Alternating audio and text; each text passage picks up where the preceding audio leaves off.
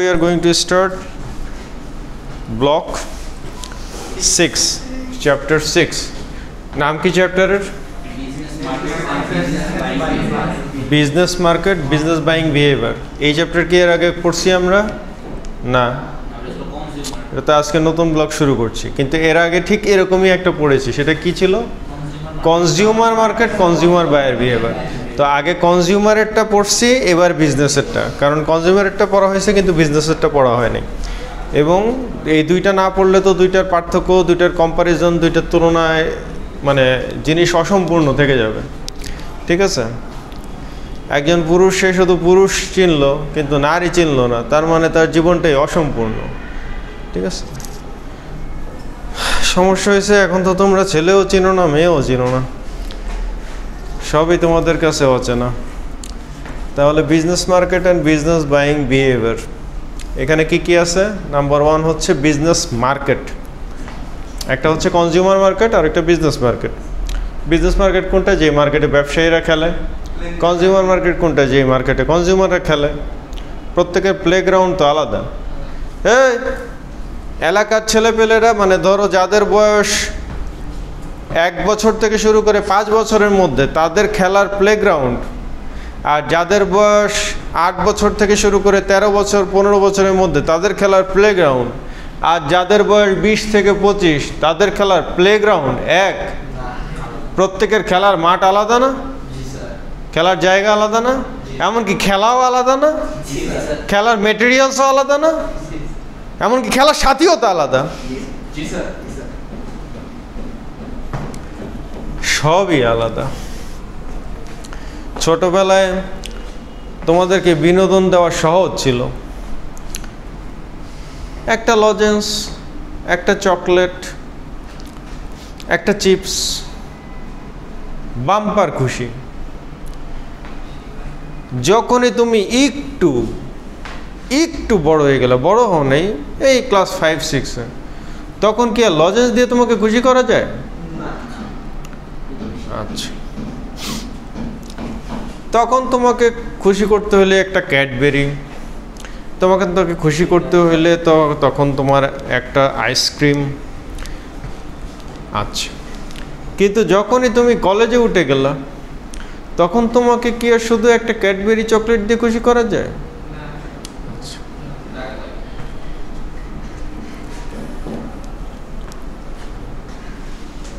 মানে তোমার খুশিটাও একটা ভ্যারিয়েবল, এটাও কনস্ট্যান্ট না। ছোটবেলায় তুমি যেটা পেলে খুশি হতা, বড়বেলায় সেটা পেলে আরো দুঃখ পাও, কারণ এখন আর এটার কোনো দাম নাই তোমার কাছে। ছোটবেলায় তোমার বিনোদন কমিক্স দিয়ে হইতো, এখন কমিক্স তোমার বিনোদন দেয়।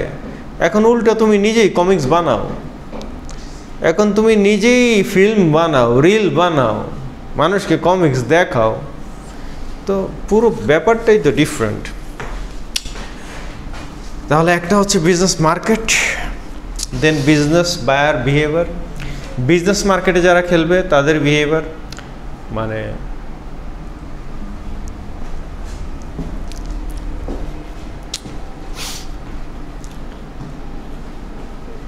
এই যে ছক্কা খেলা, কুতকুত খেলা, দাবা খেলা, এটাও একটা খেলা। শেয়ার বাজারে খেলা, ওটাও একটা খেলা। দুই খেলা কি এক খেলা? এই খেলা কারা খেলে? আরাপাতরা।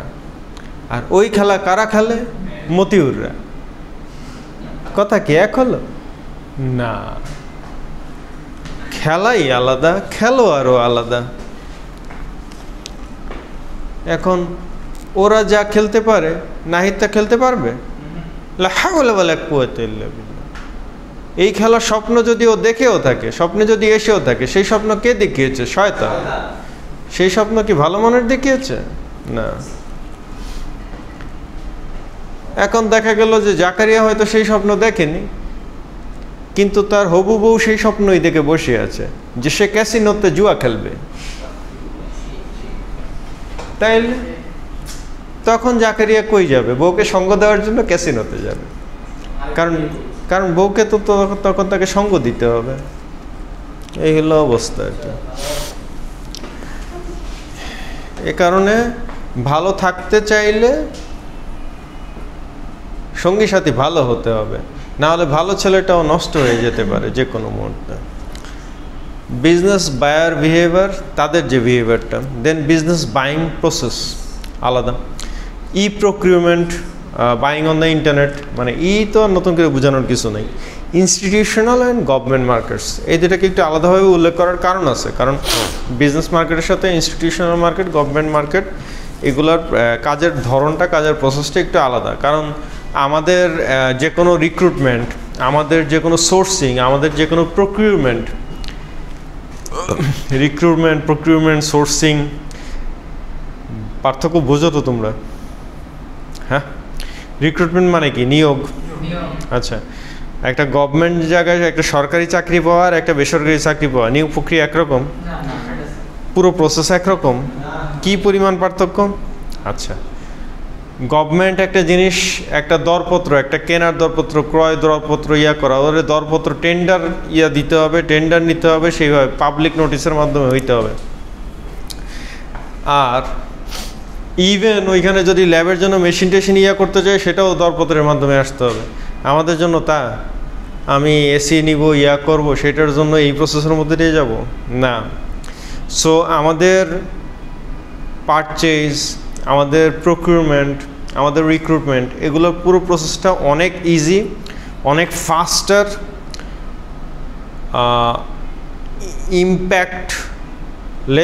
ইম্প্যাক্টলেস বলতে কোনো ইম্প্যাক্ট নেই সেটা না, মানে কম্পারেটিভলি ওইটার তুলনায় এটার ইম্প্যাক্টটা কম।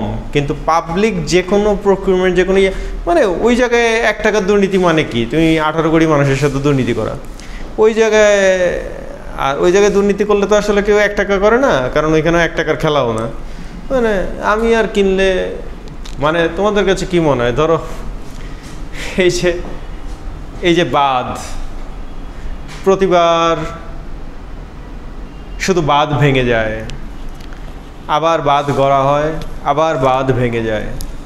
কারণ কি? এটা ভাঙা গড়ার খেলা। তো প্রতিবারই ভাঙা গড়ার খেলা কেন হয়? তার মানে এটার পিছনে টাকা দিয়ে বাঁধ করা হয়েছে না, নাকি টাকা ছাড়া বাদ করা হয়েছে, নাকি মাগনা করা হয়েছে, ফ্রি করা হয়েছে? না, কারণ এখানে অনেক টাকার খেলা, কারণ এখানে অনেক টাকায় গায়েব করার মেলা।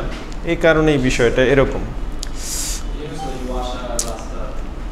একদম, এই কারণে ওয়াশার এমডি চেঞ্জ হয় না। সো বিজনেস মার্কেট, হ্যাঁ সেটাই। একবার ওই জায়গায় যেতে পারলে তা কেন আর তুমি কীভাবে নড়াবে, বুঝছো না? মানে সম্ভব না। ওইটা তো স্বর্গের খনি, ঠিক আছে? স্বর্গে একবার কেউ যেতে চাইলে আর কেউ ফিরে আসতে চায়? দরকার কি তোমার রিটায়ারমেন্টের? ওরা চিরযুবক, ওরা কি তোমাদের মতো বৃদ্ধ নাকি? হ্যাঁ, ওরা এখনো ইয়াং, এনার্জেটিক, ওদের মধ্যে এখনো দেশপ্রেম আছে, দেশের মানুষের জন্য কাজ করার চূড়ান্ত রকমের স্পৃহা আছে। তোমাদের মতো লিফটের জন্য ওরা 1 ঘন্টা দাঁড়ায় থাকলে জীবনে ওই পজিশনে যেতে পারতো না। ওর ওই পজিশনে যাওয়ার জন্য কষ্ট করতে হয়েছে, কষ্ট করে ওই পজিশনে গেছে, এখন কষ্ট করে বাকিটা করে নিতেছে। তোমাদের মতো পরীক্ষার টাইম আধা ঘন্টা পার হয়ে গেছে, এখনো নিচে লিফটের জন্য দাঁড়ায় দোয়া করতেছে যে লিফটে যাতে তাড়াতাড়ি আসে। এই অবস্থায় থাকলে আর ওয়াসা না, কুয়াশার এমডিও হওয়া যাবে না। আসো, বিজনেস বায়ার বিহেভিয়ার, এটা তো নতুন করে বলার কিছু নেই। বিজনেস বায়ার যারা, তাদের বিহেভিয়ার আলাদা হবে, খুবই স্বাভাবিক। টিচারের বিহেভিয়ার যদি স্টুডেন্টের মতো হয়, আর স্টুডেন্টের বিহেভিয়ার যদি টিচারের মতো হয়, তাহলেই তো ঘটনা প্যাঁচ লেগে গেছে। কোনো পুরুষের বিহেভিয়ার যদি নারীর মতো হয়, আর নারীর চলন বলন, ঢলন, কথন বলন সব কিছু যদি পুরুষের মতো হয়, তার মানেই তো বুঝতে হবে যে এখানে ঘটনা ঘটে গেছে, কোনো একটা problem is there, big problem, ছোটোখাটো প্রবলেম না। Business buying process is the process where business buyers determine which products and services are needed to purchase and then find, evaluate and choose among alternative brands. ওরা কি করে সেটা হচ্ছে যে business বায়াররা আগে product and service কোনটা লাগবে সেগুলো নির্ধারণ করে। যে কেউই সব জায়গায় এই প্রসেসটা, এর আগের দিনে আমরা স্লাইডে দেখাইছি যে আগে তো হচ্ছে নিড রিকগনিশন, তারপরে হচ্ছে and then find, evaluate and choose among alternative brands. যতগুলো ব্র্যান্ড বা যতগুলো সাপ্লায়ার আছে আমার যত ডেলিভারি পার্টনার আছে তাদের মধ্যে এবার অল্টারনেটিভ ব্র্যান্ড যে কজন, ইভেন প্রাইভেট কোম্পানিও যদি একেবারে আমার নিজের ঘরের কোম্পানি না হয়, বা আমি চেয়ারম্যান আর আমার বউয়ের নামেই একটা আলাদা ঠিকাদারি প্রতিষ্ঠান আছে, বা এই কোম্পানিও আমার, কিন্তু আমার বউয়ের নামে বা মেয়ের নামে বা শালীর নামে, তাহলে তো ওইটার সাপ্লায়ার ওইটা হবে। এটাতে যাচাই বাছার কিছু নেই। আমি জাস্ট লোক দেখানোর জন্য 3টে টেন্ডার নিব বা 3টা দরপত্র আহ্বান করব, 3জনের কাছ থেকে প্রাইস কোটেশন নিব, কিন্তু দিব ওরেই। ও জানে যে ও পাবে, আমিও জানি যে ওরেই দিব। বাট নর্মালি ফেয়ার যেখানে, সেখানে তো সবাই যাচাই বাছাই করেই আলটিমেটলি কেনে। কনজিউমারও যেরকম কেনে, ইনস্টিটিউশনাল ক্ষেত্রে আরও বেশি যাচাই বাছাই করতে হয়, কারণ টাকা পয়সার ব্যাপার এখানে। বিশেষ করে যাদের মানে ধরো একটু টানাটানির সংসার, প্রাইভেট কোম্পানিগুলো তো স্বাভাবিকভাবেই খুব হিসেব করে খরচ করতে হয়, কারণ তাদের যেহেতু অনেক আসে না, সেহেতু খরচ লিমিট না করলে তার প্রফিট হবে কীভাবে, তার জেনারেট করবে কীভাবে, সে সাস্টেইন করবে কীভাবে। এটা তো আর গভর্নমেন্ট না যে সরকারি মাল দেয় মেঢাল, এটা আসতেই থাকবে। মানে তুমি চাও বা না চাও, সরকারের কোষাগারে টাকা আসতে থাকবে, ট্যাক্স, ভ্যাট, বিলস, মেনি মোর সোর্সেস, এভরিথিং। তা তো আর না। তাহলে বিজনেস মার্কেটের ব্যাপারটা কি, ওখানেও নিশ্চয়ই এই সেম প্রসেসটা আছে। সেম প্রসেসটা মানে এনভায়রনমেন্ট, বায়ার এবং বায়ার রেসপন্স। তবে সেখানে এই জায়গাটার মধ্যে একটু পরিবর্তন আছে। একটা কনজিউমারের জন্য সেখানে যেমন তার কালচারাল ফ্যাক্টর, তার ইকোনমিক ফ্যাক্টর, তার টেকনোলজিক্যাল ফ্যাক্টর, তার পার্সোনাল টেকনোলজিক্যাল ফ্যাক্টর মানে হচ্ছে সে যে টেকনোলজি সম্পর্কে জানে আর যেটা সম্পর্কে জানে না। এখন মনে করে যে তোমার দাদা জীবনে ফোনই ইউজ করে নাই, তুমি তারে ফোন দিতে হলে বড় জোর একটা বাটন ফোন দিতে পারবা, যতটুকু অন্তত এইটা দিয়ে আপনি চাপবেন, কল দিবেন আর এটা দিয়ে কাটবেন, দ্যাটস ইট, এতটুকু। এখন তুমি যদি তার স্মার্টফোন শিখাইতে চাও, সেও যদি শিখতে চায় আর তুমিও যদি তারা শিখাইতে চাও, দুইটাই তো একটু কঠিন জব, ঠিক আছে? তোমারও সেই ধৈর্য নাই, তারও সেই শিখার ধৈর্য নেই। সো টেকনোলজিক্যাল অ্যাডাপ্টেশন এটা হচ্ছে কনজিউমারের ক্ষেত্রে বা পার্সোনাল বায়ারের জন্য হচ্ছে সে আসলে কতটুকু টেকনোলজি জানে, সে কতটুকু টেকনোলজির সাথে অ্যাডাপ্ট করতে প্রস্তুত। সে মানে এখন যে নিজে নন টেক, সে তো আর হাইটেকের দিকে আগাবে না, খুবই স্বাভাবিক। যে যেটা জানে না, যেটা পারে না, সে তো সেটার দিকে করবে না। এখন আলটিমেটলি পডকাস্ট দেখতে তোমার যতই ভালো লাগুক, পডকাস্ট নিজেই পডকাস্ট করা এই চিন্তা কয়জন করে? নিজেই পডকাস্ট করার কথা এই চিন্তা কয়জন করবে? যারা পডকাস্ট করতেছে ওর তো ফুল সেট সব কিছু ও নিজেই করতেছে। এমন না যে ও তো 5 জন, ওর পডকাস্টের জন্য তো 5 জন লোক হায়ার করে বসে নেই, ওর তো কোনো অফিস নেই, কোনো কিছু নেই। পার্সোনাল এন্ডে যে পডকাস্ট করতেছে, ও নিজের রুমটাকে স্টুডিও রুম নিজেই বানাইছে, ওইটাকে স্টুডিও রুম নিজেই বানাইছে, নিজেই মাইক্রোফোন কিনছে, স্টুডিও সেট আপ করছে, ক্যামেরা সেট আপ করছে, মাইক্রোফোন, হেডফোন থেকে শুরু করে সব কিছু নিজেই করছে, নিজেই সেট করতেছে, নিজেই রেকর্ড করতেছে, নিজেই এডিট করতেছে, নিজেই সব কিছু করতেছে। It's a one man show. কিন্তু এই যে এতগুলো কাজ তাকে করতে পারতেছে, তার মানে এতগুলো স্কিল তার মধ্যে আছে দেখেই তো সেইটার নাম নিচ্ছে যে আমি নিজে পডকাস্ট করে নিজে সেটাকে ফেসবুকে হোক, ইউটিউবে হোক, আমি সেভাবে দিব বা সেভাবে করব, অথবা এগুলোর উপরে আমি এক একটা করে রিভিউ দিব, প্রোমো দিব। টেক যে ইউটিউব ভিডিওগুলো আছে বা গেছে, এগুলো কারা করে? টেকনোলজি সম্বন্ধে যাদের মাত্র ABCD শিখা শুরু করছে তারা না তো, কারণ ও জানে যে টাইম ওয়েস্ট, কেউ দেখবে না এগুলা। মানুষ সেইটাই দেখবে যেইটা সে জানে না, আমার এরকম কিছু জানাইতে হবে, করতে হবে। তার আগে তো আমার নিজে সেটা সম্পর্কে জানতে হবে, ইউজ করে দেখাই দিতে হবে, আদারওয়াইজ তো এটার কোনো হবে না, মার্কেট ভ্যালু ক্রিয়েট হবে না। ঠিক একই রকমভাবে তাহলে এইখানে আমাদের যে স্টিমুলিগুলো, সেটা হচ্ছে বিজনেস মার্কেটের ক্ষেত্রে ইকোনমিক তো সারা পৃথিবীর সব জায়গায় এটা তো থাকবেই, টেকনোলজিক্যাল বিষয় থাকবেই। অ্যাড হচ্ছে কি পলিটিক্যাল ইস্যু। মানে তোমার পলিটিক্যাল ইস্যু তোমার পার্সোনাল কনজিউমার বিহেভিয়ারের ক্ষেত্রে খুব একটা ইম্প্যাক্ট ক্রিয়েট করে না। কী কারণে? মানে আজকে দেশে অবরোধ লাগছে, লাগছে, হরতাল লাগছে, এটার জন্য কি তোমার তেল, সাবান, চিনি, পান কেনা বন্ধ থাকবে? তোমার তো বন্ধ থাকবে না। বা করে তুমি এক দোকান না পেলে আরেক দোকানে পাবো, বা এগুলো হচ্ছে রেগুলার অ্যাভেলেবল প্রোডাক্ট বা কিছু। বাট আজকে তোমার ব্যবসা প্রতিষ্ঠান বা তোমার শোরুমটা যদি হয় পল্টনে, বঙ্গবন্ধু এভিনিউতে, এবং যখনই পলিটিক্যাল ক্রাইসিস থাকবে তখন তোমার শোরুম কি খোলা আছে? তোমার দোকান কি খোলা যেতেছে? কয়দিন খোলা যাবে না, কয়দিন কি আর মানে এই যে আমি মাঝে মাঝে চিন্তা করি যে এই পল্টনে যাদের রাস্তার পাশে যাদের দোকান ভাইয়া, মাঝে মাঝে চিন্তা করি যে বছরের পর বছর এইখানে দোকান এরা কিভাবে চালায়, কিভাবে পারে, কিভাবে সহ্য করে। এইসব দোকান তো সারা জীবন খালি থাকার কথা, কিন্তু পল্টনের এক একটা দোকান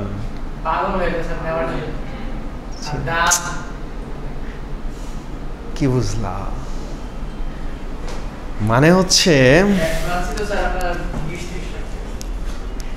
যেখানে সুযোগ বেশি সেখানে অসুবিধাও কিছু আছে, কিন্তু মানুষ অসুবিধার চাইতে দেখে যে প্লাস আর মাইনাস করে দিন শেষে এটা কি প্লাস না মাইনাস। কথা বুঝছো না বুঝো নাই?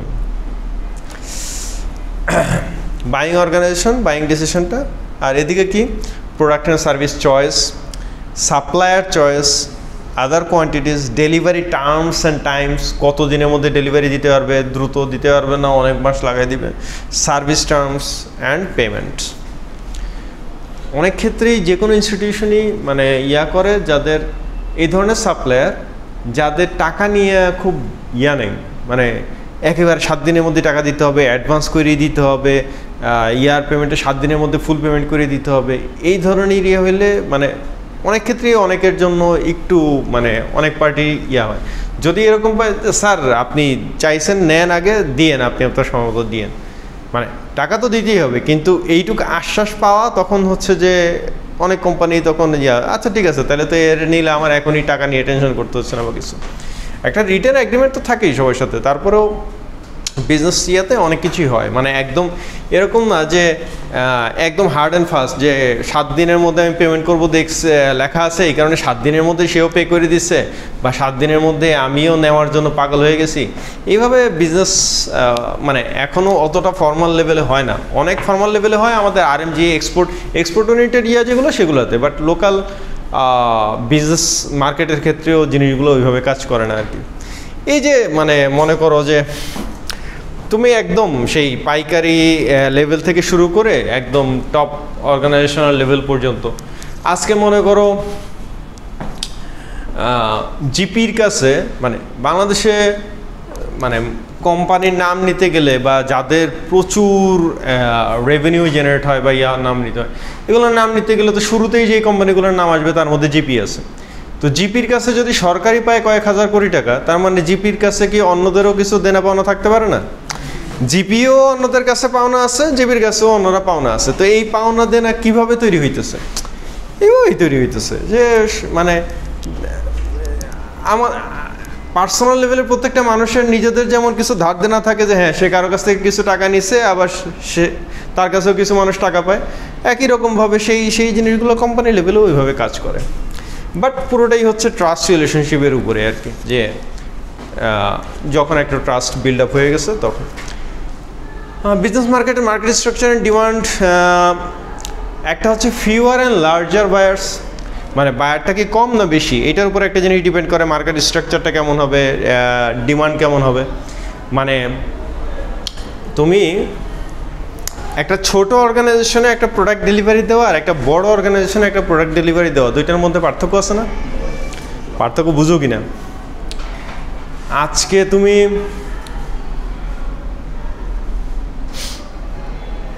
মনে করো স্ট্যান্ডার্ড ইউনিভার্সিটি, সোনারগাঁও ইউনিভার্সিটি, এই ইউনিভার্সিটিতেও তুমি ইন্টেরিয়রের কাজ করবা, আর NSU, BRAC, east West, AIUB এগুলোতে ইন্টেরিয়রের কাজ করবা, দুইটার মধ্যে পার্থক্য আছে না? এখন তুমি কোনটার কাজ পেতে চাবা, যে কোনো মূল্যে কোনটার কাজ ধরতে চাবা? কারণ তুমি জানো যে এখানে তুমি যদি সুই হয়েও ঢুকো তারপরেও তোমার দিন শেষে কুমির হয়ে বের হওয়ার সুযোগ আছে। কিন্তু তুমি যদি দেখো যে আমি যদি এখানে ঢুকি, এখানে আমারে ও অর্ডার দিবেই কি, আর আমি প্রাইস কোটেশন দিবই কি, আর সে দিন শেষে থাকবেই কি, কারণ এদের নিজেদেরই টানাটানি সংসার। তো এই হচ্ছে বিষয় আর কি, বুঝছো না?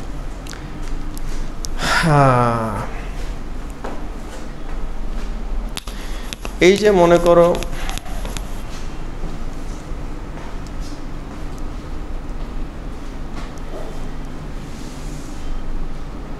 তুমি দেখবা যে কোনো জায়গায় রাস্তাঘাট থেকে শুরু করে ইভেন মসজিদের সামনে ভিক্ষুকরা যখন দাঁড়ায় থাকে ওদের মানে মানুষকে দেখলেই তো বোঝা যায় যে কে হুজুর কে খেজুর এক। 2 নম্বর হচ্ছে তার মধ্যেও বোঝা যায় যে কে হয়তো মাদ্রাসার টিচার, কেউ হয়তো মসজিদের খাদেম, কেউ হয়তো ইয়া। তো বাসেও যদি তুমি বাসে চলতে যাও যারা সাহায্যের জন্য উঠে তাদেরকে তুমি দেখবা যে হুজুরদের জন্য তারা বেশি সময় নষ্ট করে না। মানে ওরা যে হুজুরদের পিছনেই গিয়ে বারবার চাইতেছে ভাই, অবশ্য ওরা কিন্তু জানে যে দিলে হুজুররাই দেয় এবং হুজুররা ওর 5 টাকা থাকলেও অন্তত 1 টাকা হইলেও দেয়, কিন্তু তারপরে ওদের পিছনে ও জানে যে হুজুর ওরে ডাইকেই দিব, যে হুজুর দেয় আর ওরে ডাইকেই দিব, কিন্তু ও ডাইকা তো বেশি দিতে পারবো না কারণ ওর কাছে নাই বেশি। একজন মাদ্রাসা শিক্ষক কয় টাকা পায়, একজন শিক্ষক বা একজন কয় টাকা পায়, ও জানে যে ওর পকেটে আসেই কম, ও আরও তারপরও ডাইকেই দিব, কিন্তু তার চাইতে সময় এর পিছনে বেশ নষ্ট করলে লাভ আছে।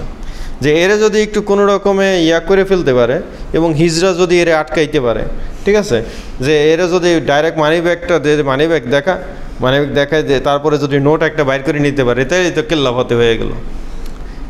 এখন হুজুরের কাছে ও কোনোদিনও মানি ব্যাগ দেখতে যাবে না কারণ হুজুরের মানি ব্যাগই নেই, হুজুরের মানি ব্যাগই ইউজ করে না। So this is the reality যে তোমার বায়ারের ক্যাটাগরির উপরে তো তোমার পুরো ডিমান্ড, তোমার পারসেপশন অনেক কিছু ডিপেন্ড করে যে বায়ারটা কেমন, ওর কি ছোট বায়ার না বড় বায়ার। তো বড় তো আর কেউ রাতারাতি হয় না, বড় হইতেও তো সময় লাগে, এক সময় ছোট ছিল এটা দিয়েই তো বড় হয়। বাট সেই বড় হওয়ার জন্য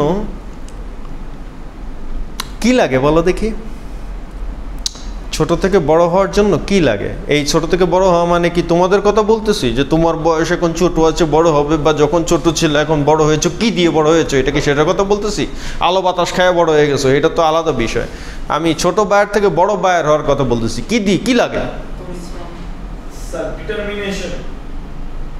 রাইট, দম লাগে। দম বুঝো? দম বুঝো? কি বুঝো দম? ওই জুবায়ের, দম বুঝো কি?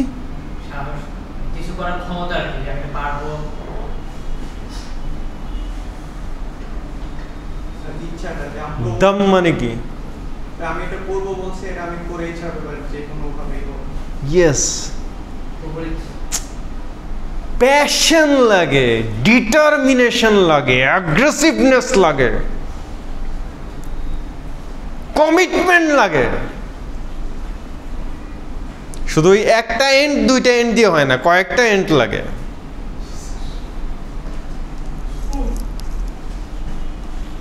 এখন সমস্যা হয়ে গেছে, তোমাদের বয়সী ছেলে পেলে হলে ওদের যাবতীয় প্যাশন, ডিটারমিনেশন, কমিটমেন্ট, ওদের একদম যা আছে সব 2 দিন আগে ওই মেয়ের পিছনে, 3 দিন পরে ওই মেয়ের পিছনে, আর যখন দুজন ওদেরকে ধোঁকা দিয়ে চলে গেছে তখন শেষ পর্যন্ত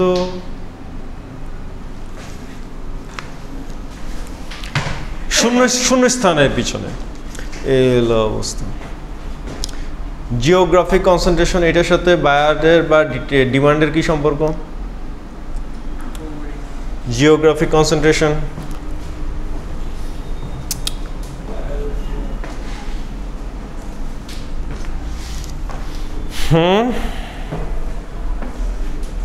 কনসেন্ট্রেশন তো বুঝো, জিওগ্রাফিক তো বুঝো, তাহলে জিওগ্রাফিক কনসেন্ট্রেশন কি জিনিস?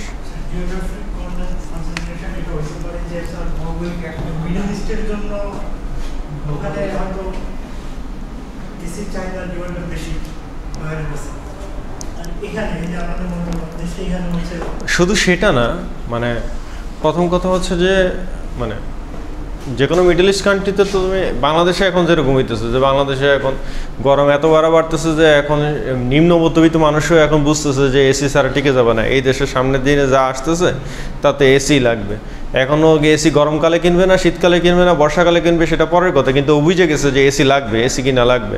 সো এসি কিনতে চাইলে তো আসলে কেনা যায় না, মানে বহুত বাসা বাড়িতে এসির লাইনের সেই মানে অবস্থাই নেই, সেই সেট আপটাই নেই, সেই কানেকশানই নেই, সেই লোড ইয়া করা নাই, স্যাংশন করা নাই, মানে লটস অফ থিংস আর দেয়ার, কিন্তু তারপরেও এসি যখন তার লাগবে এসি সে কিনবে, এসি কিনে ফেললে বাকিগুলোর ব্যবস্থা সে করেই ফেলবে বা ওগুলোর দিকে আগাবে। That's a different case. এখন কথা হচ্ছে যে তার মানে মিডল ইস্টে তোমার ওইখানে কি তুমি রুম হিটার বিক্রি করবে নাকি কারো কাছে? ওইখানে ওইটার চাহিদা আছে, কিন্তু তুমি যখন ইউরোপ কানাডায় যাবা ওইখানে তো প্রত্যেক রুমে আগে ওইটা হচ্ছে 1 নম্বর খরচ। তারপরে ফ্যান থাকলে এসি থাকলো, ওইটা হচ্ছে পরের বিষয়। আমি বলতেছি না যে থাকে না। সো বিষয়টা হচ্ছে আর তোমার দেশে এখন তো দুইটাই বাধ্যতামূলক। তোমার দেশে আগে এসিও লাগতো না, আগে রুম হিটারও লাগতো না, এখন তো পারলে সবই লাগে, মানে এমন কিছু নাই যা তোমার লাগে না। এক্সট্রিম ওয়েদার বা চরম ভাবাপন্ন হয়ে গেলে যা অবস্থা হয়। তাহলে বিষয়টা যেটা সেটা হচ্ছে যে এইখানে জিওগ্রাফিক কনসেন্ট্রেশন বলতে শুধু এতটুকু বুঝাইতেছি না যে কোন জায়গায় কোনটার ডিমান্ড, আমি এটাও বুঝাইতেছি যে ওই জায়গার মানুষ কোন ধরনের প্রোডাক্ট ইউজে অভ্যস্ত এবং কোন ধরনের ব্র্যান্ডের সাথে পরিচিত। কথা বুঝো না? এক সময় বাংলাদেশের মানুষ ফোন বুঝতো নোকিয়া, ফোন মানে নোকিয়া, মানে নোকিয়া ছাড়াও যে ফোন হইতে পারে, ফোন নোকিয়া ছাড়া কোনো ব্র্যান্ড হইতে পারে, ফোনের নামই বুঝতো নোকিয়া মানেই হচ্ছে ফোন। নোকিয়া যে একটা ব্র্যান্ড এবং এর বাইরেও পৃথিবীতে আরও বহু ব্র্যান্ড বা এর চেয়েও ভালো ব্র্যান্ড থাকতে পারে, এইটা তো কল্পনার বাইরে। কথা বুঝছো না বুঝো নাই? আচ্ছা, একটা সময় আমাদের ঘরের সব ইলেকট্রনিক্স এভরিথিং সব ছিল national. Fan national, TV national, fridge national, সব ন্যাশনাল। তার মানে তখন ন্যাশনালের বাইরে কোনো ইলেকট্রনিক্স হইতে পারে বা রিলায়েবল, সেটা ভালো হইতে পারে, এই ধারণাই ছিল ইয়ার বাইরে। এক সময় ছবির ফিল্ম মানেই তো ছিল কোডাক আর ফুজি, এর বাইরে সারা পৃথিবী কোপাইছে এরা। তার মানে হচ্ছে যে তুমি যেই জোনে আছো সেই জায়গার মানুষ কোনটার সাথে পরিচিত, কোনটাতে অভ্যস্ত, এবার সেটা কোন ধরনের ব্র্যান্ড, সেই ব্র্যান্ডের কোন ধরনের প্রোডাক্ট। সনির নাম তো শুনছো তোমরা, এবং সনির নাম শুনবা মানে কি তোমাদের প্রত্যেকের ঘরে ঘরে সনির প্রোডাক্ট আছে। তার মানে সনির সব প্রোডাক্ট বাংলাদেশে আছে? হ্যাঁ, না তো এখনো বাংলাদেশেও তো এখনো সনি, যদিও বাংলাদেশ উন্নয়নের আসমানে চলে গেছে বহুত আগেই, তারপরেও এখনো সনির সব প্রোডাক্ট বাংলাদেশে আসে না। কোনো ব্র্যান্ডেরই সব প্রোডাক্ট বাংলাদেশে নাই।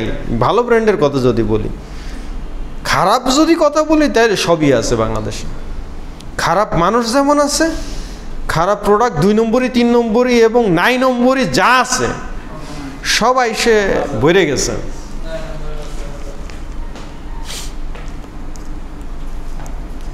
প্রমাণ কি? প্রমাণ তোমরা ডিরাইভ ডিমান্ড, এটা আবার কি জিনিস? একটা হচ্ছে ইনইলাস্টিক ডিমান্ড আর একটা হচ্ছে ফ্লাকচুয়েটিং ডিমান্ড। ইলাস্টিক ডিমান্ড আর ইনইলাস্টিক ডিমান্ড, এটা আবার কি জিনিস? আচ্ছা, এটা নিয়ে আলোচনা থাকার কথা সামনে, দেখি তো, হ্যাঁ সামনে আলোচনা আসবে, তা এটার দিকে যাচ্ছি। ইনইলাস্টিক ডিমান্ড, ফ্লাকচুয়েটিং ডিমান্ড, এটা নিয়ে আমরা স্লাইডে গিয়ে কথা বলতেছি। দেন বায়ার অ্যান্ড সেলার ডিপেন্ডেন্সি, এটা তো শুধু বায়ার কেন্দ্রিক না, আবার সেলার কেন্দ্রিকও না, দুইটাই এখানে ইম্পর্টেন্ট। কারণ সাপ্লায়ার এইটা এর সময়ের মধ্যে এই দামে দিতে পারবে কিনা, এরকম সাপ্লায়ার পাওয়া যেমন একটা ইস্যু, আবার সাপ্লায়ারের কাছ থেকে আমি যেই রেট চাইতেছে ওই কোয়ালিটি প্রোডাক্ট আমি ওই রেটে কেনার সামর্থ্য আমার আছে কিনা, সেটাও একটা ইস্যু। সো মানে এটা শুধুমাত্র সাপ্লায়ারের সামর্থ্যের উপর ডিপেন্ড করে না, আমার সামর্থ্যের উপরেও ডিপেন্ড করে। কথা বুঝছো না? কুরবানির গরু, এখন আমার যেই গরু পছন্দ হয়েছে আমি কি ঠিক সেই গরুটাই কিনছি নাকি? যেই গরু আমার পছন্দ হয়েছে ওইটার দাম তো আমার সামর্থ্যের বাইরে, এই কারণে আমি সামর্থ্যের মধ্যে নেমে তার চেয়ে একটু কম পছন্দের যেটা আমার সামর্থ্যের মধ্যে সেখান দিয়ে নিয়ে চলে এসেছি খুশি মনে। বিজনেস মার্কেটের প্রথম বৈশিষ্ট্য কি? মোর ডিসিশন পার্টিসিপেন্টস। তুমি তোমার জন্য একটা ফোন কিনবা, ওইটার ডিসিশন মেকিংয়ে কয়জন জড়িত ছিল? একজন। আর এই যে আমরা এখন যেই ফোনটা দিয়ে ক্লাস করতেছি, এইটার ডিসিশন কে নিছে? একজন। পার্থক্য আছে না? এসি কোন ব্র্যান্ডের নিব ইউনিভার্সিটির জন্য, এইটার ডিসিশন একজন নিছে? ফার্নিচার কোন জায়গা থেকে বানায় আনবো একদিনের মধ্যে ডিসিশন হয়েছে, 1 ঘন্টায়? আহা, ইভেন তোমাদের জন্য বেশি না, মাত্র যদি একদম মানে মনে করলাম একদম ছোট্ট একটা জিনিস, বেশি না, যেটার দাম মাত্র 5,000 টাকার একটা ইনস্ট্রুমেন্ট, সেই 5,000 টাকার ইনস্ট্রুমেন্ট নিয়ে আসা তোমাদের জন্য, এটা কি আমার জন্য 5 দিনের প্রসেস? Just 5 days? Never. More decision participants, more professional purchasing effort. অনেক প্রফেশনালই পারচেজিং ইফোর্টের সাথে জড়িত থাকে। Types of decisions and decision process, ছবিটার দিকে তাকাও এবং ছবিটার দিকে তাকায় ব্যাখ্যা করো যে এই ছবির সাথে এই লেখার এবং এখানে কি বোঝানো হয়েছে, সম্পর্কটা কি। বহুবার তোমাদেরকে বলছি মার্কেটিংয়ের মার্কেটিংয়ের বই আছে কয়জনের পাশে? এই কটলারের মার্কেটিংয়ের বুক আছে কয়জনের পাশে? কারো বাসায় নেই। তোমরা দরকার নেই, মার্কেটিং দিয়ে কী করবো তোমরা? তোমাদের ফেসবুক আছে, হোয়াটসঅ্যাপ আছে, তোমাদের আবার মার্কেটিং লাগে? মার্কেটিং শেখা লাগে? যেই ছেলেটা ফেসবুকে মেসেজ করতে পারে ওই মার্কেটার নাকি? ও মার্কেটিং বোঝে, তাই না? তাই তো মার্কেটিং নাকি তোমাদের কাছে?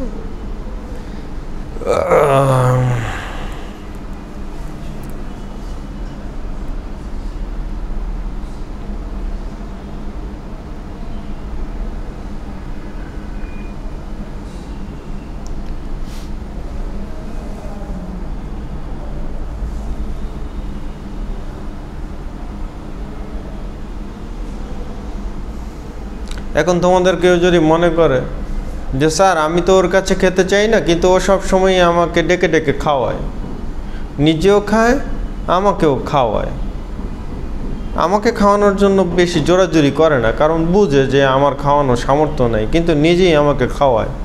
এখন ও যদি মনে করে স্যার তাহলে তো আমি ভালো মার্কেটার, আসলে কি তা? বোকা। বলো।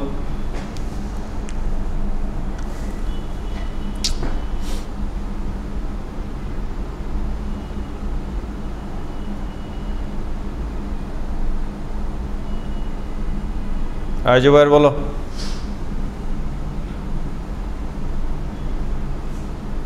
কি মার্কেটিং শিখছো?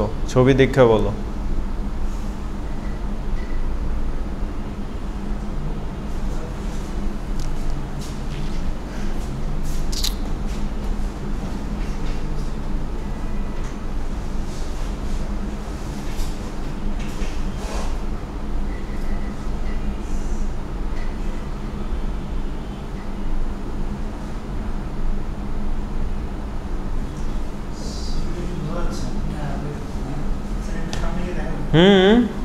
সামনেই বসো, কে নিষেধ করছে?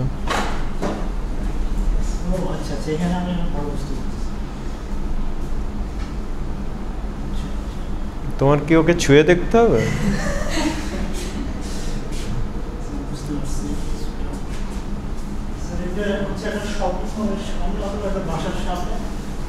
আরে শপিং মলের সামনেই। হ্যাঁ,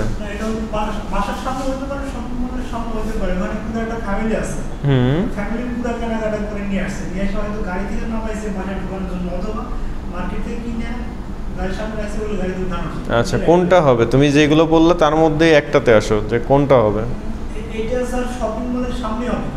আচ্ছা শপিং মলের সামনে হইলো, তারপর কি করতেছে?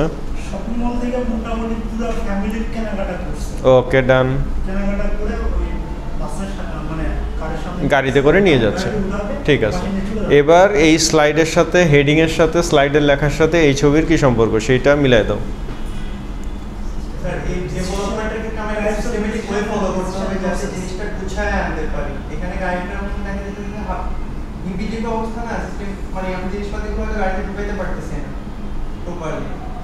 ঠিক মতো চিন্তা করো, আগে লেখা হেডিং বুঝো, লেখা বুঝো। তো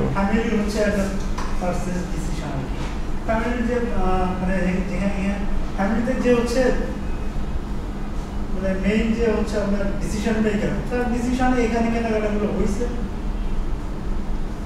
এরপরে দেখা যাচ্ছে যে পুরো ফ্যামিলিকে নিয়ে মার্কেটে চলে গেছে, মার্কেটে গেছে যাওয়ার পরে মোটামুটি একে সব কিনছে, কিনে এরপরে এখন মার্কেটে যাচ্ছে। আবারও স্লাইডের হেডিং কি, স্লাইডের ভিতরে লেখা কি এবং লেখার সাথে এই ছবির সম্পর্ক কি। আগে লেখাটা নিয়ে চিন্তা করো, এবার ছবির সাথে মিলাও। এখানে একাধিক ডিসিশন টাইপ থাকতে পারে, যে পুরো পরিবারের কেনাকাটা। কন্টিনিউয়াসলি একটার পর একটা অপশন না দিয়ে আগে পড়ো, চিন্তা করো, তারপর বলো। 100 বার 100 অপশন বলাটার মধ্যে তো অর্থহীন।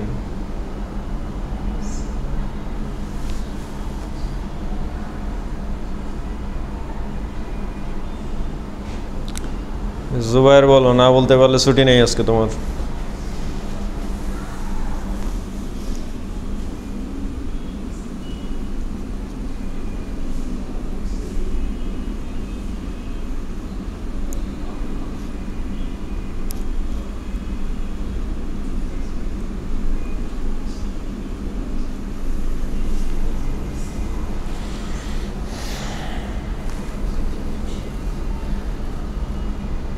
বলো।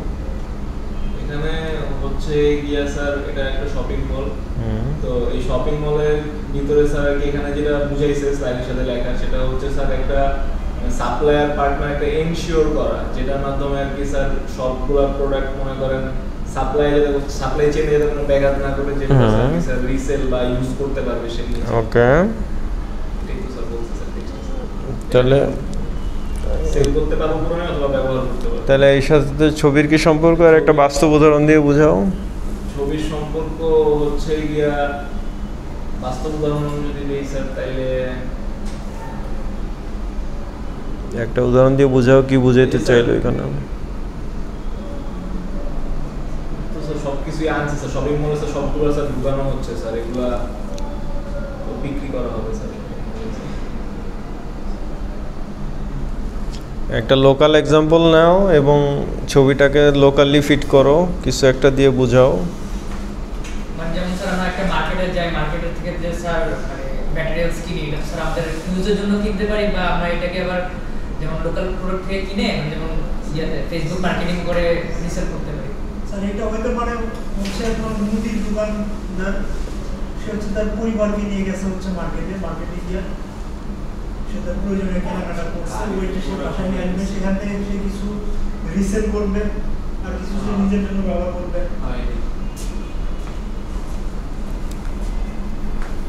কি বুঝলা বাকিরা? বাকিরা কি বুঝলা? অনেকেই তো অনেক কিছু বললো। এটা স্যার কিছুই না, এখানে ওরা অনেক কিছু একসাথে কিনে নিয়ে নিছে, গাড়িতে করে জিনিসপাতিগুলো নিয়ে। তো এই যে অনেক কিছু কিনে নিয়ে গেল, তো অনেকে অনেক কিছু কিনতেই পারে। বোকা ছেলে বলে, এত বোকা হলে চলে? ছবি দেখেও কথা বুঝো না, এমনকি পাশে লিখেও দেওয়া হয়েছে তাও বুঝো না, ছবিও বুঝো না, কথাও বুঝো না, কিছুই বুঝো না। তোমরা বুঝোটা কি? মাথার সার্কিটই তো দেখি কাজ করে না ঠিক মতো তোমাদের। এই যে স্বপ্ন নাম শুনছো, আগরা নাম শুনছো?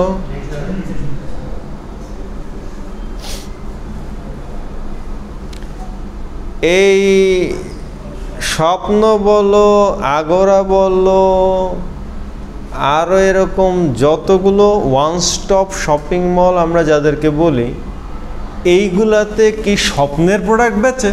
না। স্বপ্ন নামে কোনো ব্র্যান্ডের প্রোডাক্ট আছে?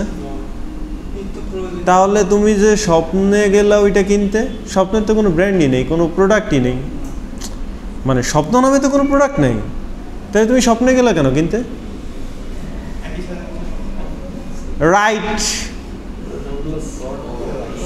হায় রে, তো ওই প্রোডাক্টগুলো সবগুলা যত রকমের যত ধরনের প্রোডাক্ট আছে সবই তো বিভিন্ন ব্র্যান্ডের প্রোডাক্ট, ডিফারেন্ট টাইপের প্রোডাক্ট, বিভিন্ন ক্যাটাগরির প্রোডাক্ট, কিন্তু এই সবগুলোকে একটা ছাদের নিচে ও কেন নিয়ে আসছে? ওইটা কি পার্সোনাল কনজাম্পশনের জন্য নিয়ে আসছে? না, তো বিজনেস করার জন্য নিয়ে আসছে, রিসেল করার জন্যই নিয়ে আসছে। কিন্তু এই জায়গায় মানুষ গাড়ি করে নিয়ে গিয়ে গাড়ি ভর্তি করে কেন নিয়ে যেতেছে? কারণ এই এক জায়গায় আমি সব প্রোডাক্ট পাইতেছি, আমার ফ্যামিলির সব বাজার আমি এখান থেকে কিনতে পারতেছি, ফ্যামিলির ফুল মার্কেট আমি এখান থেকে কিনতে পারতেছি, আমার ফ্যামিলির যাবতীয় কসমেটিক্স বা যা দরকার আমি এখান থেকে কিনতে পারতেছি, বা এক জায়গা থেকে আমি কাঁচা বাজারও কিনতে পারতেছি, কসমেটিক্সও কিনতে পারতেছি, ফুড আইটেমও কিনতে পারতেছি, আমার আইটেমও কিনতে পারতেছি, সবই কিনতে পারতেছি। এ কি? এই যে বসুন্ধরা মার্কেট, যমুনা মার্কেট, যমুনা মার্কেটের সাথে যমুনা গ্রুপের প্রোডাক্ট আছে, বসুন্ধরা মার্কেটের সাথে বসুন্ধরা গ্রুপের প্রোডাক্ট আছে। তো তোমাদের এইটা মাথায় ঢুকে না কেন? এই ছবি দেখেও লেখা দেখেও এতক্ষণ ধরে এইটা বেরিতেছে না কেন? মানে তোমাদের মাথা থেকে এইটা বের করতে জুবাইরের ছুটি নেই আজকে।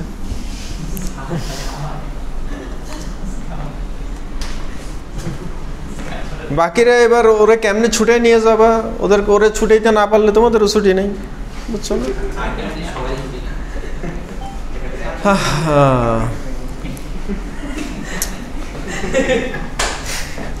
Model of business buyer behaviour. তাহলে বিজনেস বায়ার বিহেভিয়ার মডেলটা কিভাবে কাজ করে? অবশ্যই বেসিক জিনিস তো এক থাকতেই হবে, যেহেতু যে বেসিক পারসেপশনগুলো, এনভায়রনমেন্টাল পারসেপশনের মধ্যে এখানে ইকোনমিক ব্যাপার আছে, সাপ্লাই কন্ডিশনস আছে, যে সাপ্লায়ারের কোন কন্ডিশন তুমি মানতে পারবা, কোন কন্ডিশন মানতে পারবা না। এখন চাইনিজ সাপ্লায়ার তোমার যদি 7 দিনের মধ্যে দিতে পারে, ওকে। লোকাল সাপ্লায়ার সে যদি 30 দিন লাগায়, নট ওকে। অনেক কিছুরই ব্যাপার আছে, supply conditions, technological change, political and regulatory developments. তুমি চাইলেই তো আর মানে সব মানুষ কি একেবারে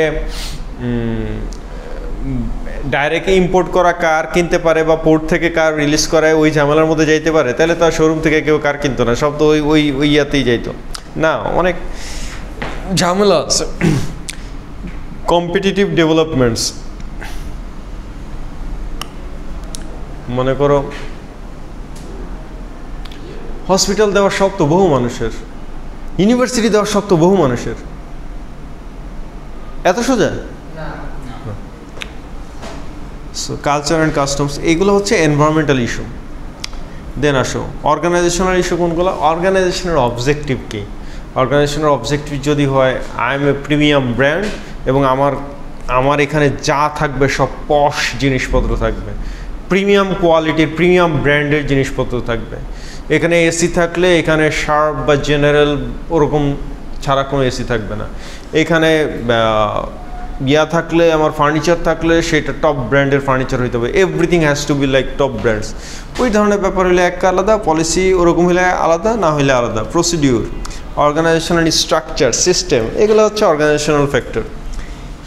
interpersonal factor, individual factor. Interpersonal factor কি? ওই যে বললাম কোম্পানির চেয়ারপারসন আমি, সাপ্লায়ার হচ্ছে আমার শালি, ইয়া হচ্ছে আমার ভাগিনা। সো এই সাপ্লায়ার জোনের মধ্যে যখন এরকম আমি তৈরি করেছি বা তৈরি করাই আছে, তখন তো ইন্টারপার্সোনাল ফ্যাক্টর কাজ করবেই। So authority, status, empathy, persuasiveness, ইন্নালিল্লাহ। শালি এসে যদি আরাফাতরে বলে যে আমারে আপনি মানে ইয়া দিবেন না, তো কারে দিবেন? আপনার কলিজা কাইটে আমি লবণ দিয়ে ভাইজে খাবো, তো শেষ। ও বলবে যে দরকার হলে আমারই নিয়ে যাও এবং আমার কোম্পানি পুরোটাই তোমার নামে, কিসের আবার তোমার কন্ট্রাক্ট, সবই অবস্থা। কারণ এক থ্রেডেই তো ভয় পায়, ওখানেই শেষ। তাহলে ইন্টারপার্সোনাল ফ্যাক্টর এটা। ইন্ডিভিজুয়াল ফ্যাক্টরটা কি? ইন্ডিভিজুয়াল ফ্যাক্টর হচ্ছে যেই মানুষটা ডিসিশন মেক করতেছে বা ডিসিশন মেকিং বডিতে আছে বা ওই কমিটিতে যারা আছে বা দিন শেষে যে ইনভলভ পারচেজিংয়ে, প্রকিউরমেন্টে, সোর্সিং ডিসিশনে, তার এইজ কত? সে যদি তোমার এইজের হয় তাহলে তার চিন্তাভাবনা কাজ করবে একরকম, কারণ ম্যাচুরিটি আলাদা, এক্সপিরিয়েন্সই আলাদা। সে যদি প্রপার এজের হয় তাহলে কাজ করবে একরকম, তার ইনকাম স্ট্যাটাস, তার এডুকেশন, তার জব পজিশন, তার পার্সোনালিটি, তার রিস্ক অ্যাটিটিউড, এই যে মনে করো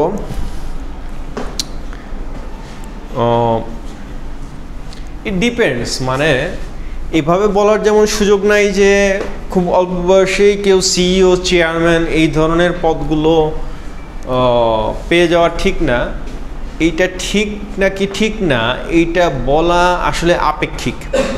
আপেক্ষিক এই কারণে মানুষ যখন বলে যে ঠিক না, এটা এই কারণে বলে কারণ এতে এখনও পৃথিবীর বা ব্যবসা বাণিজ্যের বা বিভিন্ন কোম্পানির এ তো আসলে এক্সপিরিয়েন্স গেইন করারই সুযোগ পাইল না।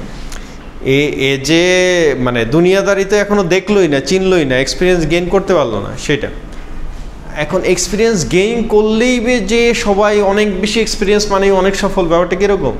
বা অনেক বেশি এক্সপিরিয়েন্স হইলেই আসলে তার ম্যাচুরিটি অনেক হয়েছে, এটা কি এরকম? বহু ছেলে তো আছে যে মানে ধোকার পর ধোকা, ধরার পর ধরা, খাইতে খাইতে শেষ, তারপরেও এখনও শেয়ার বাজার থেকে বেরোতে পারেনি। তো তার মানে কি? ও আরও ধরা খাওয়ার অপেক্ষায় আছে, ও ধরাই খাবে, কিছু করার নাই। তো বিষয়টা হচ্ছে যে এগুলো আপেক্ষিক। এই কারণে জাকারবার্গ বলো, জুলিয়ান অ্যাসাঞ্জ বলো, এরা অল্প বয়সে এমন কিছু করে দেখাতে পারবে যারা বুড়ো বয়সেও করতে পারে নাই, এবং টিকে আসে তো, এমন তো না যে ঝরে পড়ে গেছে, টিকে আসে তো। সো এই সব কিছু মিলে হচ্ছে বায়ার। তাহলে এই যে ইন্ডিভিজুয়াল এটা আসলে কাদেরটা বলতেছি? এটা কি ওই কোম্পানির যে 10,000 ওইখানে চাকরি করে তাদের কথা বলতেছি, বা ওইখানের ফাইন্যান্স ডিপার্টমেন্টে যেই 10 জন 20 জন আছে তাদের কথা বলতেছি? না, আলটিমেট ডিসিশন মেকারের কথা বলতেছি। যে সিইও, যে এমডি, যে জিএম, যে চেয়ারম্যান, যে আলটিমেটলি ফাইনাল ডিসিশন দিতে, কারণ তার অ্যাপ্রুভাল ছাড়া তো আর হচ্ছে না যে স্যার এই আসছে, আমরা চিন্তা করতেছি যে ঠিক আছে আমরা এই দিয়ে দিব, হাতিলেই দিয়ে দিব। ও বলে যে না, হাতিলের থেকে নিব না, পার্টেক্স থেকে নাও, শেষ, ডান, কাহিনি খাল্লাস। তুমি এবার যতই ঘুরে বেছো, যতই রকমই যতই চিন্তা করছো, যতই করছো, যতই কমিশনের চিন্তা করছো, সো তাহলে যে বলতেছে তার এই জিনিসগুলোর উপরে তার নিজের প্রেফারেন্স, তার নিজের নলেজ, তার নিজের এক্সপিরিয়েন্স এগুলোর সাথে সম্পর্কিত।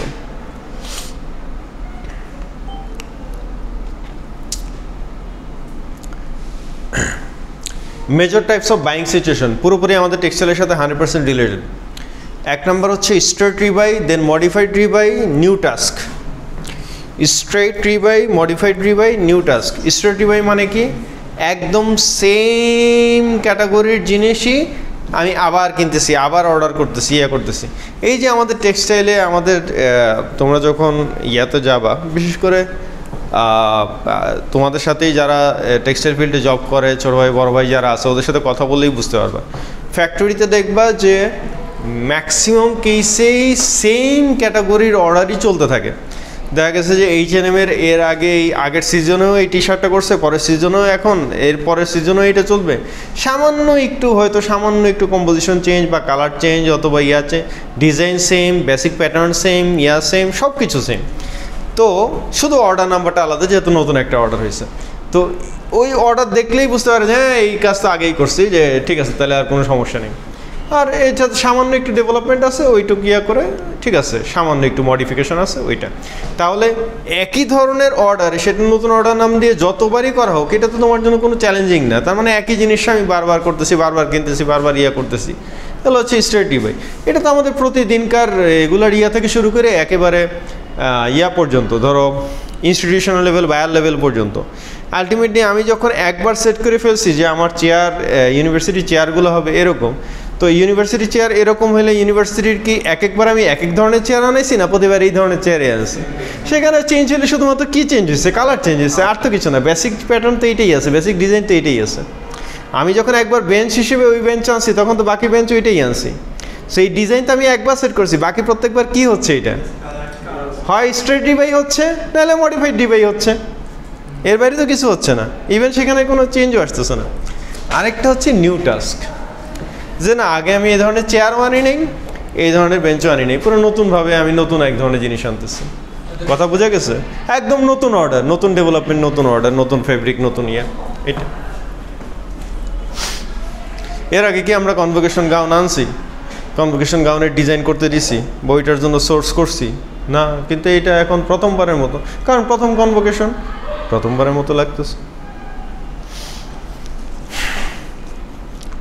ইভেন শুধু কি convocation gown, convocation gift pack, convocation gift প্যাকে যা থাকবে সবই তো, everything exclusive new.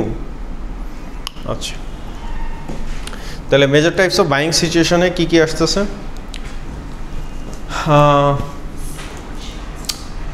System selling involves the purchase of a package solution from a single seller. Package solution from a single seller মানে টোটাল সলিউশন থাকতে হবে। এখন তোমারে যদি সাপ্লায়ার বলে যে ঠিক আছে স্যার, আপনি আমার কাছ থেকে 50টা এসে নিলে আমি আপনার কাছ থেকে এই দামে এই ডিসকাউন্টে আপনাকে শেষ পর্যন্ত লাস্ট আমার এই প্রাইসে দিতে পারবো, ঠিক আছে, সব ফাইনাল এলো। বললো যে স্যার একটু সমস্যা আছে, আমাদের তো ট্রান্সপোর্টের সমস্যা, আপনি এসিটা শুধু আমাদের এখান থেকে নিয়ে যাওয়ার ব্যবস্থা করবেন, আবার আমার লোক গিয়ে লাগিয়ে দিবে।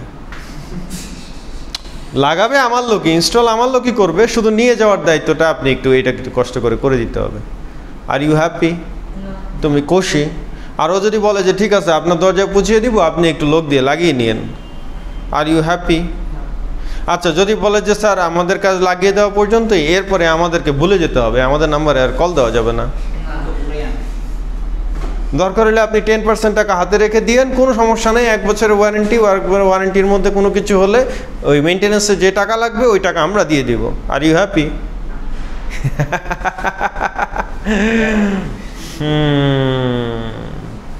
এটা তো ব্যাপারটা ওরকম হয়ে গেল না যে হুজুর বিয়ে করতে রাজি, হুজুর বিয়ে করেছে কিন্তু বিয়ে করা পর্যন্তই, এরপরে আর দায়িত্ব নিতে রাজি না, মেয়ের পড়ার খরচটা মেয়ের বাবাকেই দিতে হবে। বিয়ের আগ পর্যন্ত মেয়ের পড়ার খরচ মেয়ের বাবা দিয়েছে, ঠিক আছে, বিয়ের পরে মেয়ের পড়ার খরচ মেয়ের বাবাকেই কেন দিতে হবে? তুমি কি এটা না জেনে বিয়ে করেছো নাকি যে মেয়েটা এখনো ছাত্রী, মেয়েটা পড়াশোনা করছে এবং প্রাইভেট ভার্সিটিতে পড়ে, প্রাইভেট ভার্সিটিতে পড়ার খরচ কত এটা না জেনে বিয়ে করতে বলছে কে তোমারে? হ্যাঁ, বিয়ে করার শখ? শুধু মেয়ের পড়ার খরচ না, ওই মেয়ের জীবনে যত খরচ আছে সব তুমি দিতে বাধ্য, যেহেতু তুমি বিয়ে করার নাম নিয়েছ। বিয়ে করবা তুমি আর খরচ দিবে মেয়ের বাপ, না?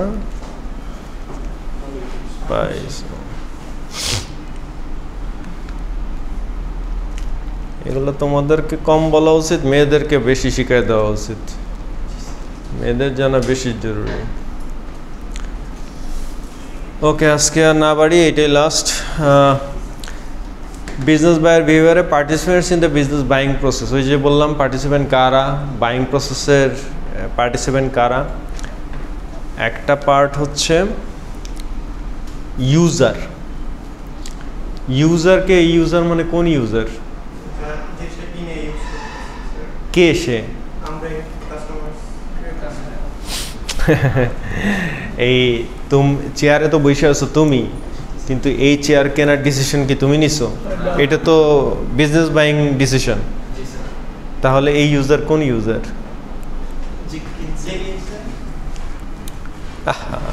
সে কি ইউজার নাকি? ইউজার বলতে স্যার এখানে বুঝাইছে যারা অলরেডি ওই প্রোডাক্টটা সাথে মানে এক্সপেরিয়েন্সড, যাদের এক্সপেরিয়েন্স যে সেল করছে মানে সেই এটা যে অলরেডি ব্যবহার করা অভ্যস্ত বা ইউজার এক্সপেরিয়েন্স জানা সে হচ্ছে ওই ইসে, এখন মনে করো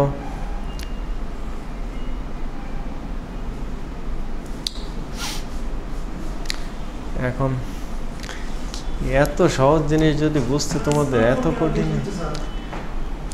আরে বোকা ছেলে, আমার প্রকিউরমেন্ট ডিপার্টমেন্ট, আমার ফাইন্যান্স ডিপার্টমেন্ট বা আমার অ্যাডমিন, এইচআর, ওরা যখন চেয়ারম্যানের জন্য একটা চেয়ার কিনবে, ওই চেয়ার কি কার পছন্দে কিনবে? ওইটা আমার পছন্দ হইতে হবে না, কারণ এটা ইউজ তো আমিই করবো। কথা বুঝো নাই? আরে চেয়ার কিংবা চেয়ারম্যানের জন্য তো চেয়ারম্যানের পছন্দের ব্যাপার আছে না, সেটা যে কোন ডিজাইন স্যার পছন্দ করে দিছে। আমি নিজে গিয়ে কিনতেছি নাকি? আমার চেয়ার কি আমি কিনে আনছি? না তো। কিন্তু ডিসিশন মেকার যতজনই থাকুক, আমার অ্যাপ্রুভালের ব্যাপার আছে না একটা, কারণ এটা তো আমার চেয়ার। এটা তো মেয়ের কবুল বলার মতো, যে ও কেন, ওর মেয়ের বাপ ছেলের বাপ ছেলে যতই কবুল বলুক, মেয়ে কবুল বলতে হবে না? ইনফ্লুয়েন্সার কারা? হইতে পারে চেয়ারম্যানের চেয়ার, কিন্তু চেয়ারম্যানের চেয়ারের ডিজাইনটা, সেটা ডিসিশন চেয়ারম্যান না দিয়ে চেয়ারম্যানের বউ দিতে পারে,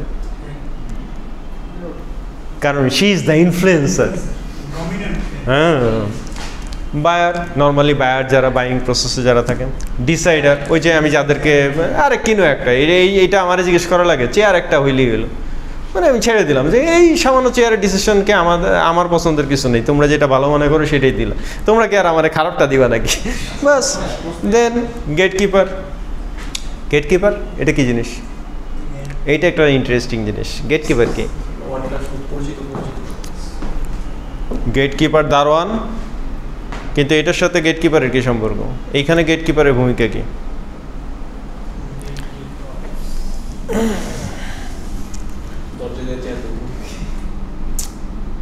গেটকিপার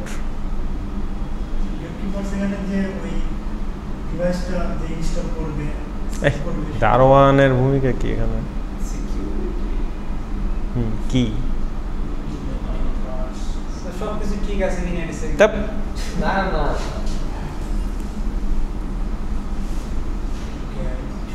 গেট দিয়ে ঢুকবে নাকি এটা? না, মেবি অনেক এক্সপেন্সিভ চেয়ার না হইতেছে, যেটা তারা রকম করে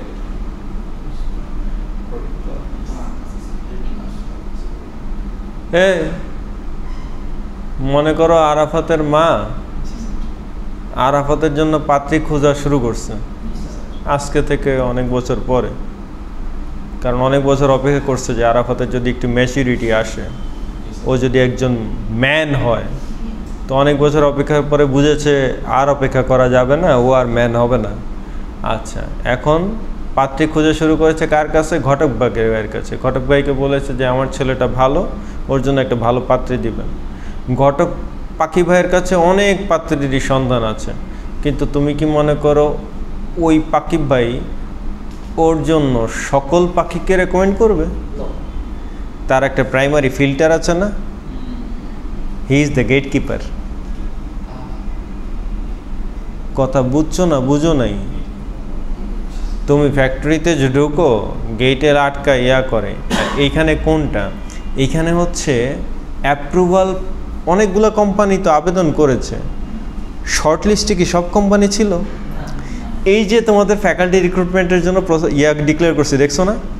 তো ফ্যাকাল্টি রিক্রুটমেন্টে শুধু সিভি সর্টিংয়ের দায়িত্ব একজনকে ডেডিকেটেড করা আছে। এখন সে যাকে ফার্স্টেই বাদ দিয়ে দিছে, সে কি আর আমার পর্যন্ত আসতে পারছে? ঘটনা বুঝছো না? বুঝো নাই? সে তো রিটেন এক্সামও দিতে পারে নাই, ভাইভাও দিতে পারে নাই, ফাইনাল সিলেকশন, ইন্টারভিউ, প্রেজেন্টেশন কিছুই দিতে পারে নাই। রাইট। তার মানে ফার্স্টেই যেসব কোম্পানি তোমার সাপ্লায়ার হিসেবে আবেদন করছিল, তোমার যদি কোনো সাপ্লায়ার পছন্দ না হয়, যে ওই সাপ্লায়ারের সাথে আগে থেকেই তোমার তিতা সম্পর্ক, তাইলে এবারই তো তুমি পাইছো, ফার্স্টেই তো আউট। কথা বুঝছো না? বুঝো নাই? এইটা হচ্ছে গেটকিপার। দারোয়ানের দাম ওই জায়গায়, ঢুকতেই দিবে না। দাও, অফ করো।